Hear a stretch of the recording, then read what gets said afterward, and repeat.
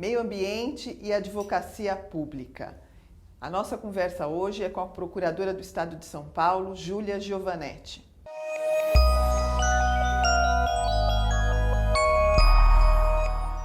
Júlia, é um prazer receber você aqui no Justificando para a gente conversar um pouco sobre a atuação do advogado público na área da defesa do meio ambiente.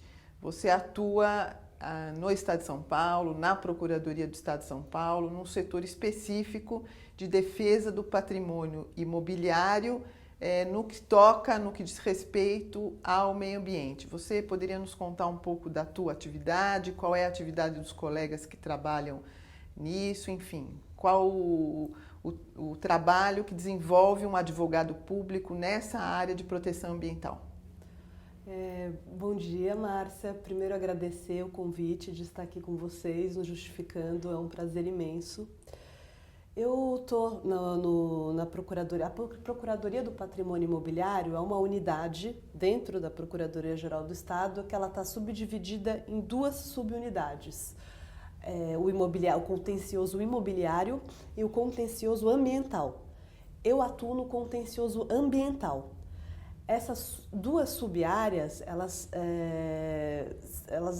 atuam na fase contenciosa, seja ingressando com ações em nome do Estado, seja defendendo o Estado em ações.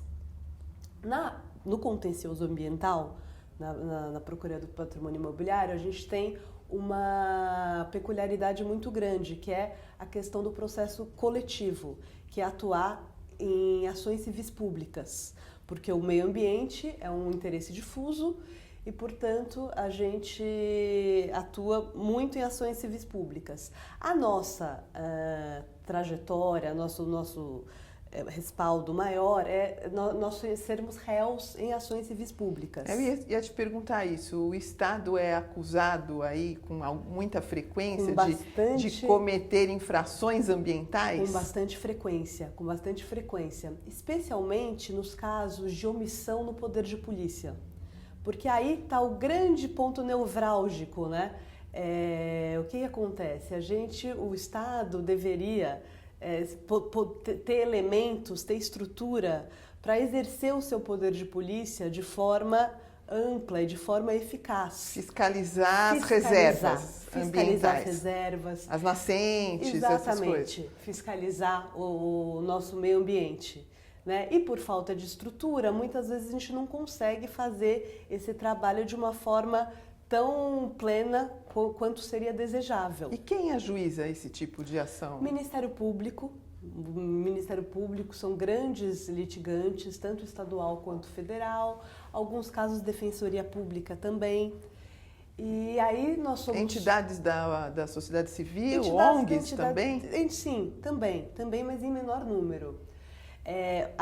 O meio ambiente, a gente tem, acho importante focar, a gente tem duas grandes sub-áreas, que é o meio ambiente natural e é o meio ambiente urbano.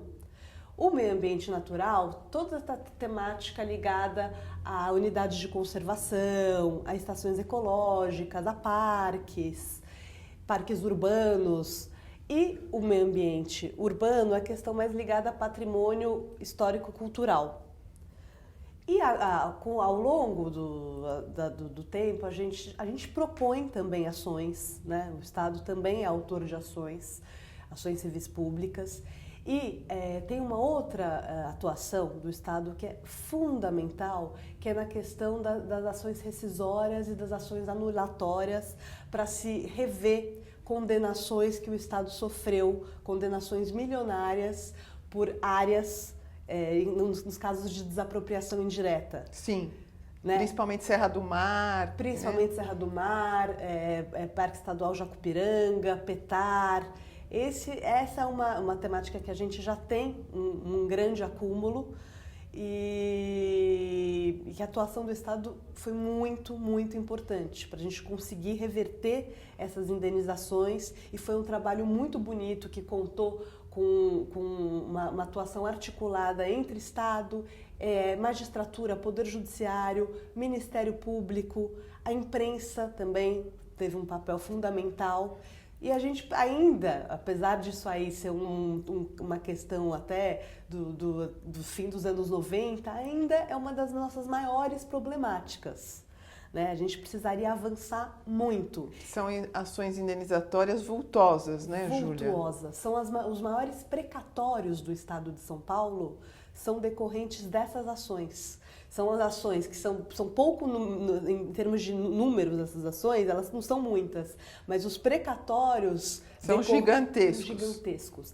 Inclusive, o desembargador Nalini, hoje presidente do Tribunal de Justiça, ele oficiou, o ano passado, o governador Geraldo Alckmin, incitando São Paulo, na qualidade de maior ente da federação, a capitanear o movimento para reverter essas condenações milionárias.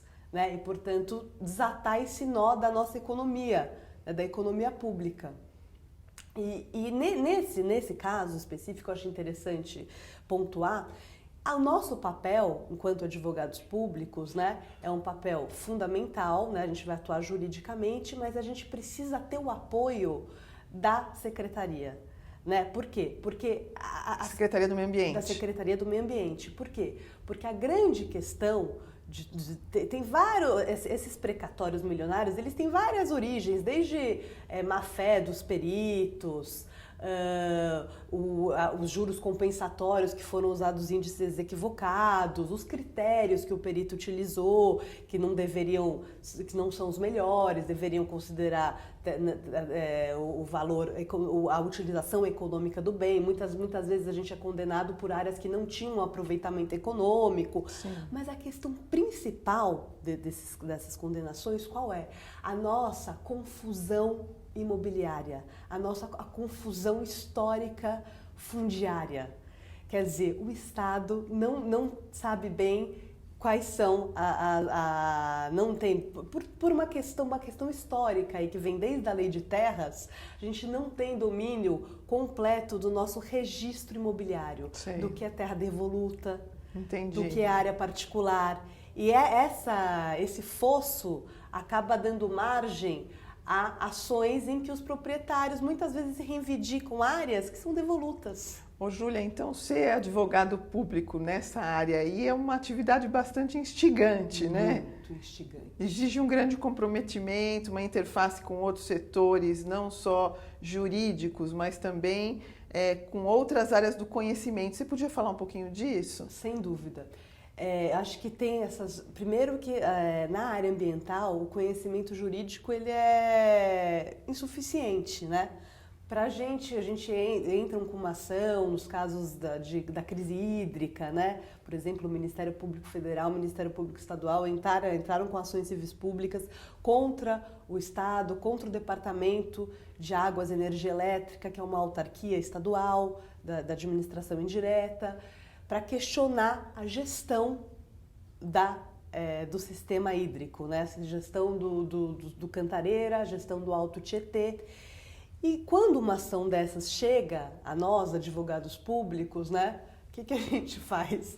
Primeira reação é você já mandar um pedido de informações para os órgãos competentes, no caso, Departamento de Águas e Energia Elétrica, né? Secretaria de Recursos Hídricos. Secretaria de Recursos Hídricos também tem um papel muito importante. Por quê? Porque são os técnicos que lidam diariamente, os engenheiros que lidam diariamente com o funcionamento, com a gestão do sistema, que são aqueles que vão poder nos instruir, né? O que foi feito, se os pedidos feitos pelo parquê, pelo Ministério Público, se eles são execuíveis.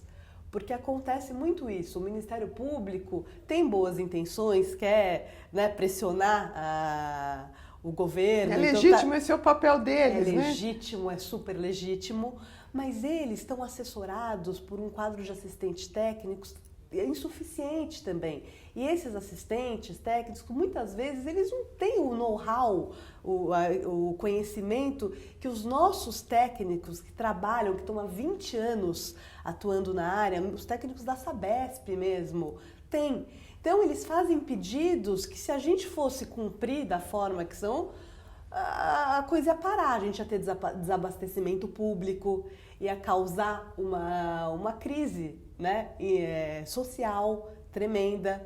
Então é isso, a gente precisa, nós advogados, precisamos nos recorrer do conhecimento técnico dos nossos servidores para podermos mostrar para o juiz que, olha, infelizmente a nossa forma pode não ser a ideal, mas é a forma possível e podemos avançar. E a interface aí, Júlia, se dá com engenheiros, biólogos, Sim, enfim, com sim. as pessoas que têm conhecimento ambiental para justificar aquela determinada opção do Estado para conduzir, no caso, a crise hídrica de uma maneira ou de outra, né? Exatamente. E o advogado público na área ambiental também atua na área consultiva, né? Acho que você podia, não é a tua atuação, você atua no contencioso, mas você podia contar um pouco para quem nos assiste aqui sobre isso.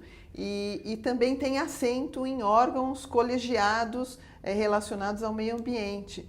Então, queria que você desenvolvesse rapidamente isso aí, porque o nosso prazo aqui é curto. Tá. Em relação aos órgãos colegiados, a Procuradoria-Geral do Estado tem assento em 2 órgãos, que é o CONSEMA e o CONDEFAT. O CONSEMA é um órgão que está ligado à Secretaria do Meio Ambiente e o CONDEFAT está ligado à Secretaria da Cultura.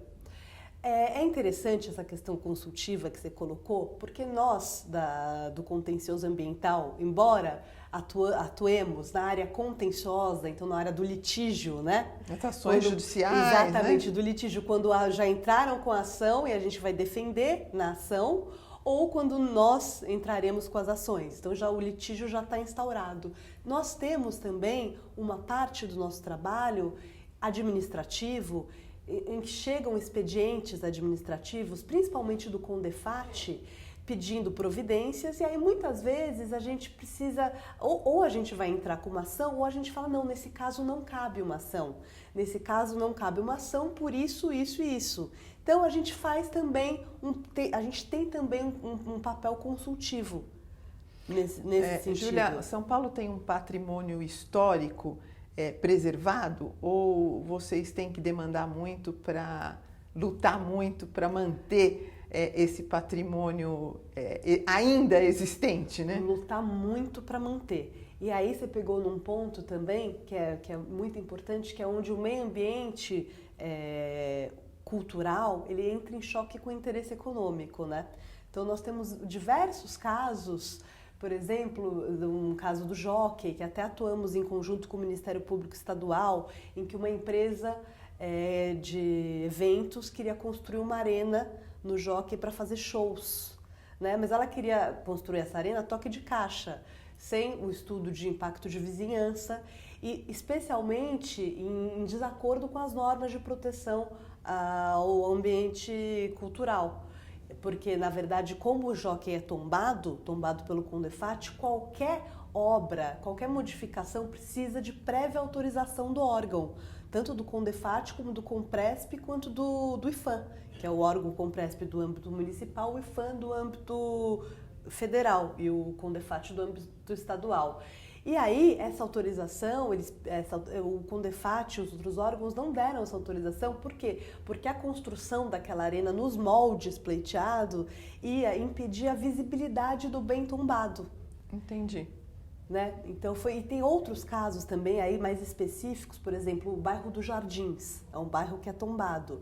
E várias construções e aí de pessoas assim com muito poder aquisitivo que estão em desacordo com os padrões construtivos necessários ao resguardo do patrimônio cultural, histórico, enfim, né? Exato. Agora, mais uma vez entra essa questão da interface com a política pública, porque a proteção do patrimônio histórico-cultural exige o tempo todo intervenções, né, do poder público para manter aquele bem protegido, aquele bem, né, não adianta, mesmo você tenha ali um patrimônio que está legalmente tido, né, na resolução, tido como tombado, ele se deteriora, né?